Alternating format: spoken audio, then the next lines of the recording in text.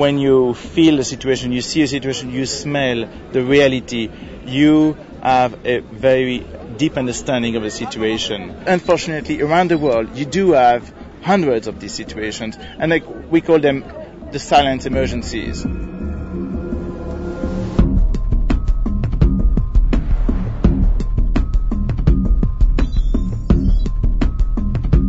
A silent emergency is taking place in Messina, South Africa, the reception center for thousands of Zimbabwean asylum seekers, fleeing the economic meltdown and cholera epidemic in their home country, often at great personal risk.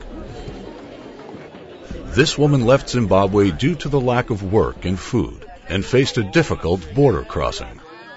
If you don't have the money, they take what you have got, even clothes, your money and everything. And most of us women, we are raped during the crossing. This 25-year-old faced similar trials. It was very, very difficult to come. During our journey down here, we meet several people, criminals. They robbed us our money and other stuffs.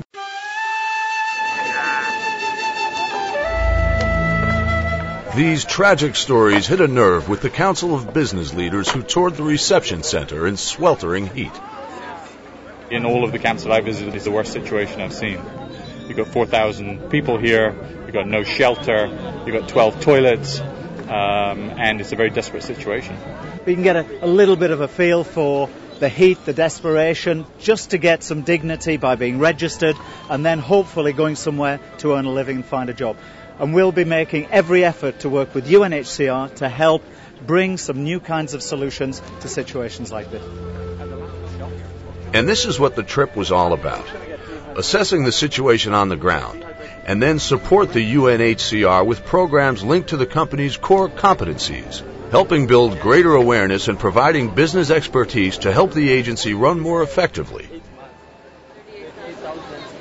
It's sort of the front line. I'm still sort of trying to capture my thoughts on this because it's a lot to take in at one site. It's going to stay with me for a very long time. And I think it's now sort of on me to help communicate this back to my team, because our job, our role is to help tell this story to the rest of the world and start to get support for the UNHCR.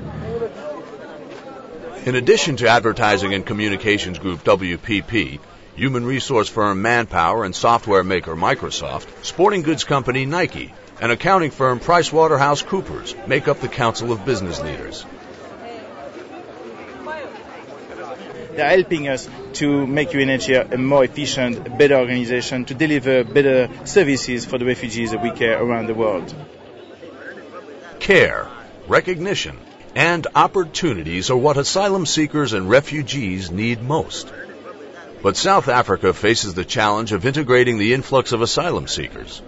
With unemployment hovering around 23%, foreigners are blamed for depriving the local population of job opportunities.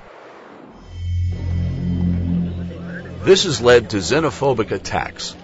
According to official figures, 46,000 people were displaced and 62 killed during the outbreak of violence in May 2008.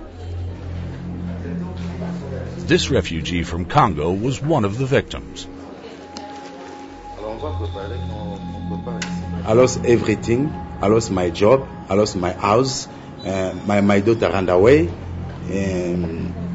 My daughter is going to go in the rep. Today, he, his wife, and remaining 7 children live in a shelter in Johannesburg.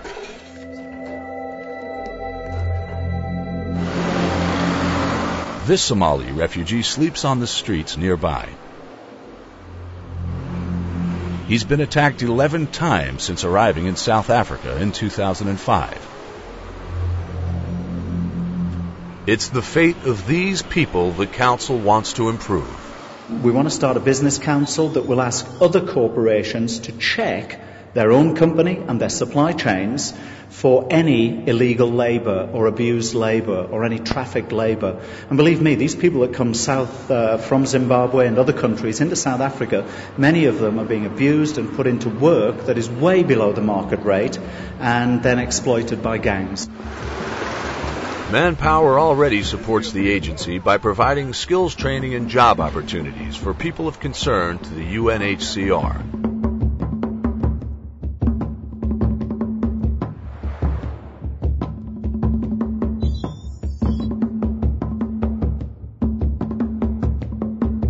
We wanted to recognize a few people here, honoring him both as a refugee but as a Namibian, because actually he competed in the All-African Gymnastics Games and got a bronze.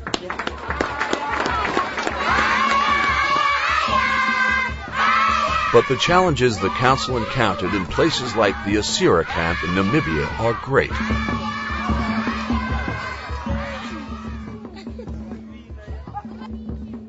The camp is isolated.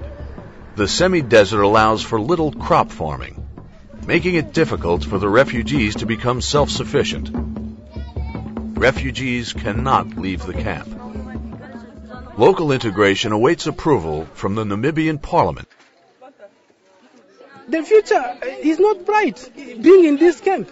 There are things I can do. I am qualified. I have a degree in sociology. I've written things in Congo, and I hope to do more for the world. Now, how can I do being in this camp?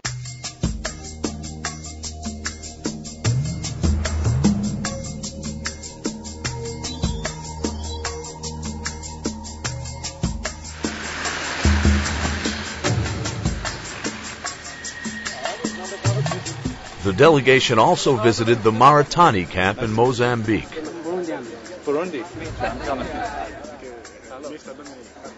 Here, like in Asiri, refugees are registered through a Microsoft-based system called Progress.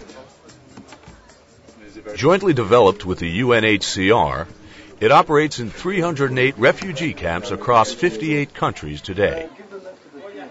For me as a protection officer, it's a miracle because it changed completely our rapport with the beneficiaries. When somebody comes, we know exactly who it is. We can group the beneficiary and analyze, when did they come, why are they still here, etc., etc.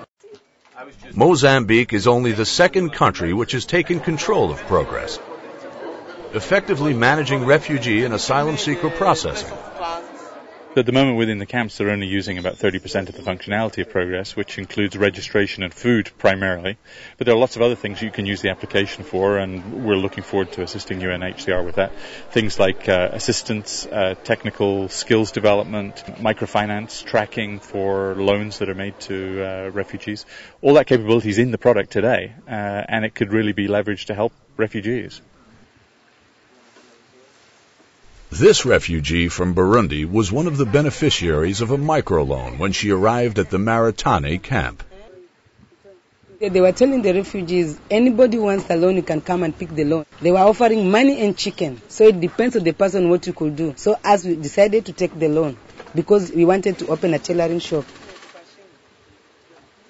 She was one of the few examples the business leaders encountered who managed to turn her life around and successfully integrate into the local community. Efforts are made to provide refugees with opportunities, as demonstrated during a visit of the Skills Training Center, providing vocational support in areas ranging from carpentry to computers.